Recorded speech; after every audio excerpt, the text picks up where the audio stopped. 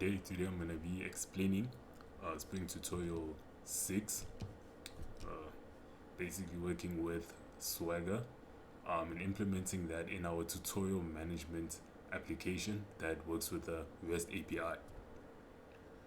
Cool, so basically this tutorial management REST API application is basically going to allow users to create, read, update, delete, and filter tutorial records. So it follows a clean layered architecture with controllers handling HTTP requests, services managing business logic, and models representing data. Um, and obviously integrated it with Swagger uh, so that we are able to test our API requests and to document our APIs and to have proper explanation of these API requests that we're making.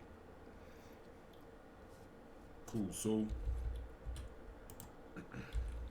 just to firstly demonstrate that I have Swagger implementing the application. As you can see here, this user interface has different endpoints. So this is basically representing Swagger. And I can make different requests to the specific endpoints um, in order to fetch, update, delete, or create my data. So that's what Swagger does. Swagger is just allowing us to document our API requests, and it gives a UI in order to test our API requests, and also provides like proper explanations for our requests based off the controller that I basically set in here, tutorial controller, which has the different endpoints that I'm making my request to. So once Swagger has scanned all those endpoints, what it does on the user interface, it describes the different requests in detail that I'm gonna make. So for instance, it's get request to fetch one specific tutorial by accessing it with this endpoint /ID, and it explains that we're getting a tutorial by its ID with details, the parameters, and all of that. So it just gives a clear description and allows us to document our API request. So just to demonstrate that it works, firstly I'm going to make a post request to API /tutorials in order to create a new tutorial. Cool. So in order to do that, it's basically a post request that I'm going to make to API /tutorials.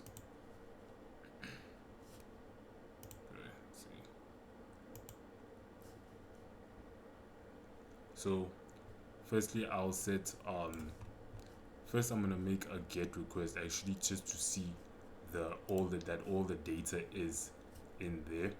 So in order to make a get request to fetch all the data, we'll choose this option, and basically all you have to do is hit execute, and then it fetches all the data in our application. Now as you can see, we have one tutorial over here. So in order to basically create a tutorial, we'll make a post request, and basically what we can do is set the title of the tutorial to anything. So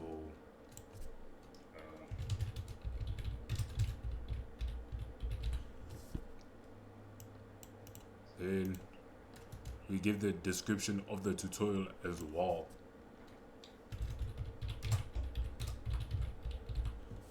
And then we either set the published field to true or false, and then once all those details are in there, click execute, and then it shows that the tutorial is created over here. Now it has the ID 1, the title of the tutorial, description, as well as whether it's published or not, with the boolean value of true. And then the 200 OK message is basically indicating that our post request to create a tutorial was successful. then I can basically fetch the data by basically sending a GET request, and it fetches all the data because we only have one tutorial. If I go create another tutorial, for instance,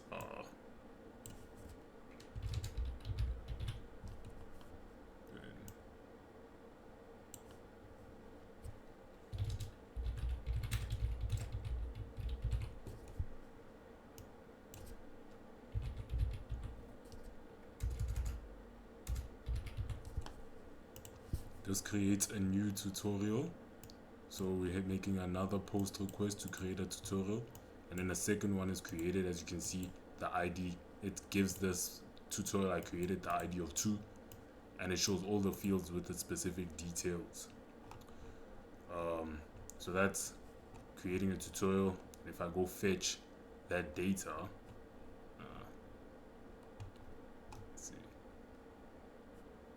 fetch that data, then you see the second tutorial I created along with the first one, so it shows all the tutorials in my application on my API. Cool. I can basically also update one specific tutorial. In order to do that, we have to locate that specific tutorial we want to update by its ID. So let's say we want to update the second tutorial. Then we'll have to add the details of that tutorial so that we can know how we want to update it. So when we place that as our body, let's say we want to update the description.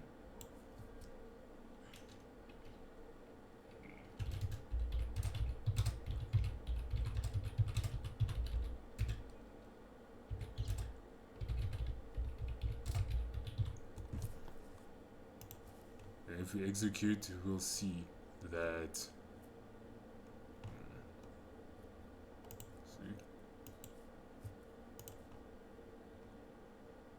that tutorial gets updated, and then we can go fetch all the tutorials again to show that it was updated.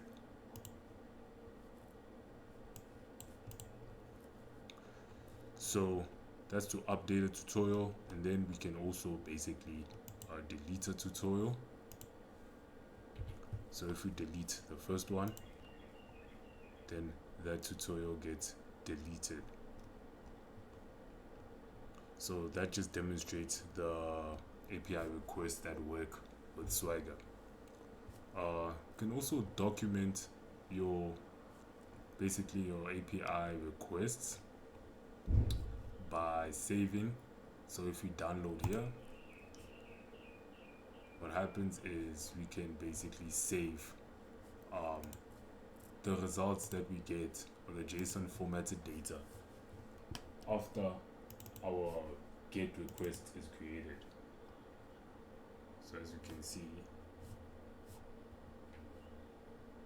I downloaded that specific API request result onto my local computer.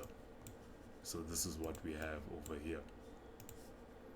So that's basically how Swagger works in the application. Then, to show how I implemented it, firstly, in my pom.xml, I have placed this dependency over here, Spring Doc, Open API, Starter, Web MVC UI over here. This ensures that my user interface for Swagger is there to engage with the API endpoint. And then to enable it and get it to work, over here I place Swagger UI path, which shows this URL best coder documentation, and then the path for best coder API docs. So for that endpoint, when I visit that, it shows this API over here, representing my tutorial management API, the description of my application, the name of the application, and it just shows all the details with regards to that. Then basically here I set API docs and enabled it and set it to true. I set Swagger UI enabled and set it to true to enable the user interface for Swagger that I just showed now. And then packages to scan, I placed this path, which is accessing our controller and our application. As you can see, base coder Spring Swagger controller. Reason why we need to scan the tutorial controller is because this is where we set our endpoints in order to make those API requests to these specific endpoints to either create, delete, read, or update data. But before we get there, firstly I have in my application my Open API configuration. So here I set the localhost to 8080, inject the production server URL from application properties. Then my Open API method is basically I'm going to define development server with its URL and description over here. Here it defines the production server with its URL and description. Here I set the contact information for the API.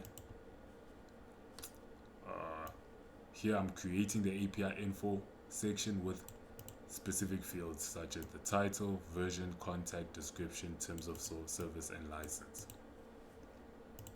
Then in my tutorial controller, this is where my requests are being handled. So firstly, I have a post request to /tutorials. All these endpoints that I set here are being mounted on our base endpoint, which is API. So API tutorials is an endpoint that way we make our post request in order to create a new tutorial with this create tutorial method. Then I have over here get request to fetch all the tutorials with this get all tutorials method. That request is also made to /tutorials as I showed here on Swagger. Here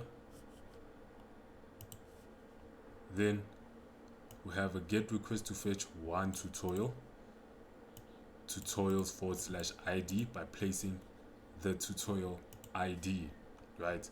In order to fetch one tutorial, we need to fetch that tutorial by its ID as indicated here, because Swagger explains it so properly.